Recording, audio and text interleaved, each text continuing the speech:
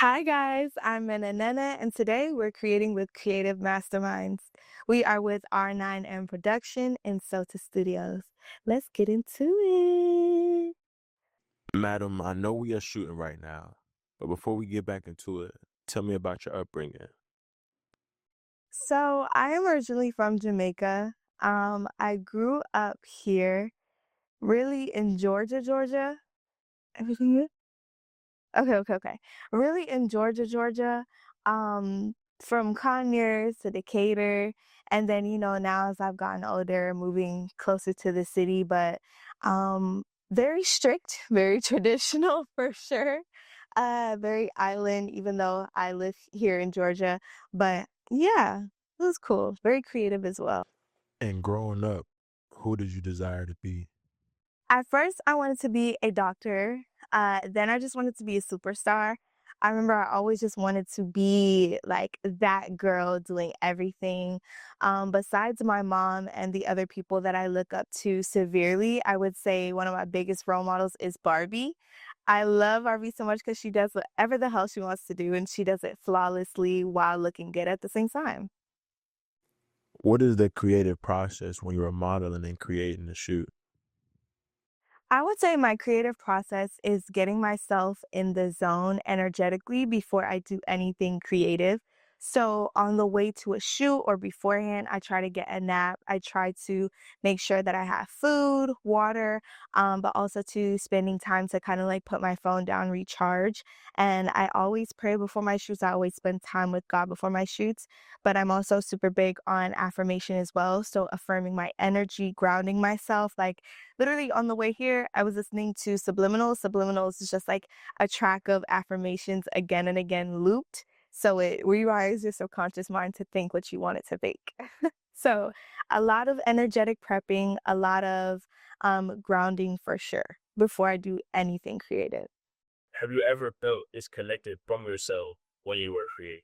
Absolutely. I definitely feel like at times when I was creating things that I thought I wanted to create or doing things that I would see other people do and thought would get me the notoriety that I thought I wanted.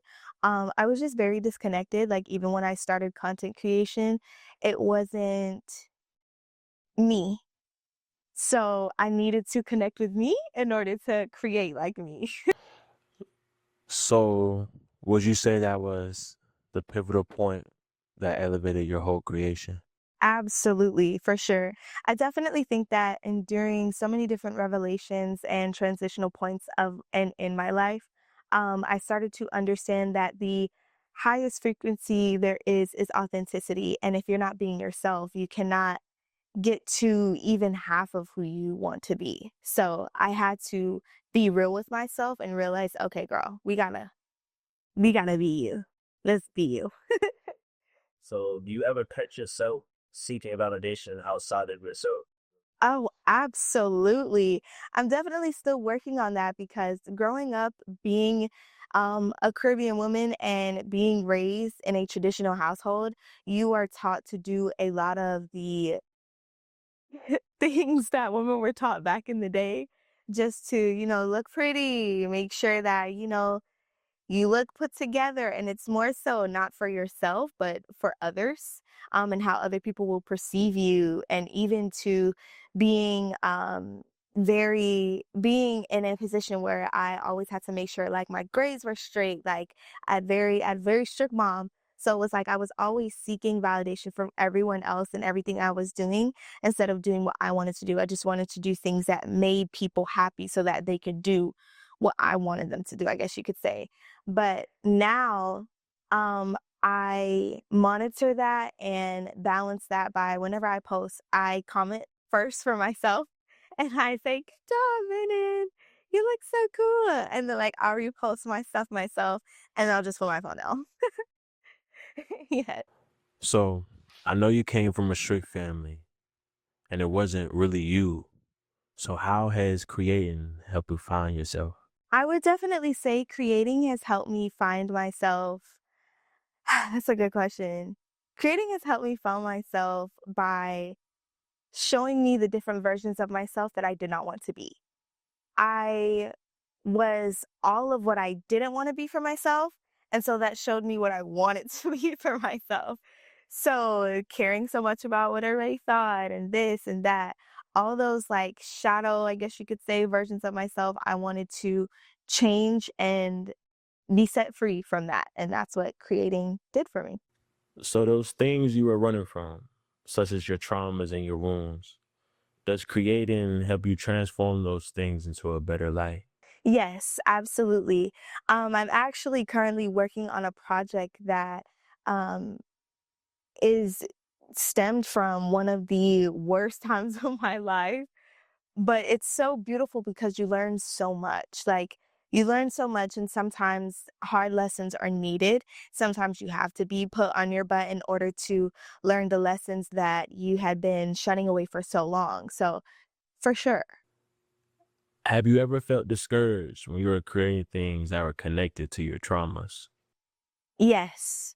I definitely feel like sometimes I won't capture the true feeling.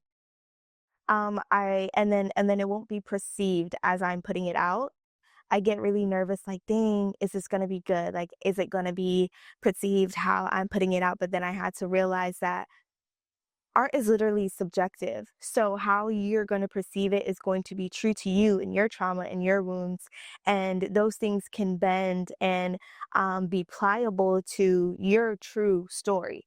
And so I definitely found myself discouraged a couple of times because I'm like, okay, am I being myself? Like, I'll kind of have like a imposter syndrome sometimes. But I realized that this is my story. Like, this is my trauma. This is something that I want to express through art and how to overcome it and, using it as I wouldn't say scapegoat, but a platform to create and expand upon. With your creation, what do you want people to perceive about you? Hmm. With creating, I want people to perceive that they can be whoever they want to be. Like, however messy you may look, however messy you may feel that day, however raw you may feel that day, if you feel like you're having a rough time, if you feel like you don't know, if you feel like literally anything, any version of yourself, how you feel, I want you to perceive me as someone who is a free spirit and just does it just because and does it because she wants to do it. And, I want people to take that, harbor that, and do that for themselves. I want them to be inspired for, okay, dang, this girl came up on here looking a mess. And, and she did a whole get ready with me. And she still showed up. She still showed up. So, definitely like very much like inspirational as much as I can for sure. So have you ever caught yourself creating something that wasn't inspiring? Oh, yes. When I when I was trying to be a clean girl, aesthetic girly, I was looking at my content and I was just like, this is not me. And, for me, it's very difficult not to be, I can't fake things. Cause when you see me do it, you can tell I'm faking. You can tell it's not me. And so it's like, I was just doing like the simple music over like the little, oh, look at my products, da da da da da. And I like talking about things or like getting into detail and getting into nit and grit. So when just like doing that, I was like, dang, okay, like this is not it. This is not me. This is mm-mm. And I just felt like, dang, like, am I inspiring anybody? Like, am I doing anything? Like, am I talking to anybody? Like, this is not doing anything for me. But yeah, So what would you tell somebody that's trying to do the same thing you're doing about that part of the process? I would say go outside. This is what I did. Go outside and I want you to sit with yourself. Just sit outside and literally do the deepest sigh you can find in your diaphragm. Just let it all out and just talk about it. I think that when you talk about it, you just let it out, regardless of if you're talking to someone, God, yourself, whatever that looks like for you. When you let it out, you can hear it and then you can put a name to it. Talk to yourself about it, like write it out. Why do I feel like this? Like, what's going on? Why do I feel like I'm trying to be like everybody else? Get to the root. Write in your notes, do voice memo, Sing. I don't know, girl. Do something. You got to let it out, though. You got to get to the bottom, get to the root of why you're doing that, and then choose and decide every single day from that point on. Make a promise to yourself that you're going to do exactly what the hell you want to do. So, do you think you had that epiphany if you weren't trying to create? No, Truly. no. I don't, because I definitely think that it's like cause and effect. If I was naturally already okay with being in the energy of not being my true authentic self to be more digestible for people. So if I didn't create and I didn't post those videos and I didn't endure that and like look at the product and see it for myself outside of me, because sometimes you have to see it. So if I didn't do that, I wouldn't have grown from that. I wouldn't have, dang, this is not me. Like every time now when I watch my content, I'm like, ooh, I get to watch my content. Like I get excited. Before I was just like, oh, girl, scroll. I don't want to see that video. So it's like, it's a feeling you feel as well, for sure. So if you were to stop all of this creating today, what part of you would be missing? Every part of me. Every single part of me.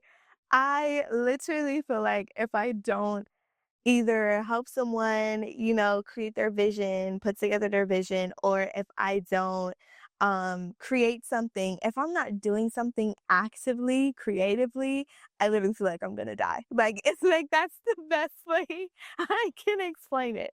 I'm a very dramatic person.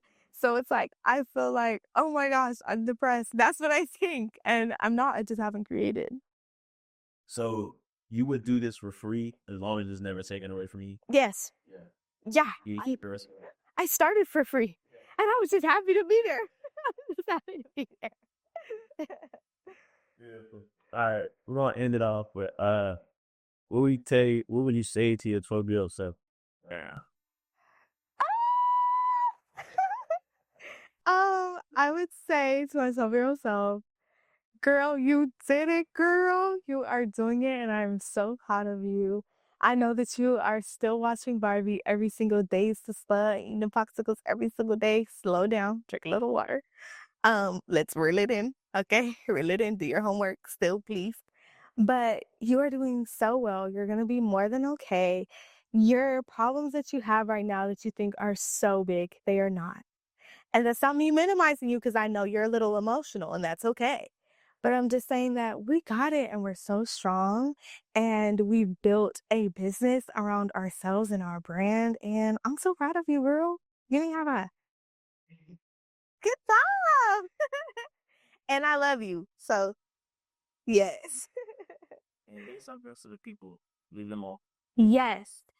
Always, always, always put God first and yourself second.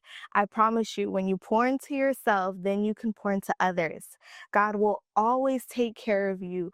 You know, your ancestors, angels, your guides, everybody is always there for you. Even when you think you're alone, you're not alone because there's someone that you haven't met yet that is going to give their all to you. Love on yourself first so that you can be an energetic match for what you want to come into your life. Remove whatever isn't for you and love, love, love, love, love where you are, where you have your feet already, where you lay your head now, what car you drive now, because you have to love on what you have first and then it's going to come in. But especially yourself, okay? I love you. Make sure you read your Bible, pray, drink water. Yes. So yeah, Instagram. My Instagram is at Menen Nehneh on TikTok, Instagram, and you could go on menennehneh.com.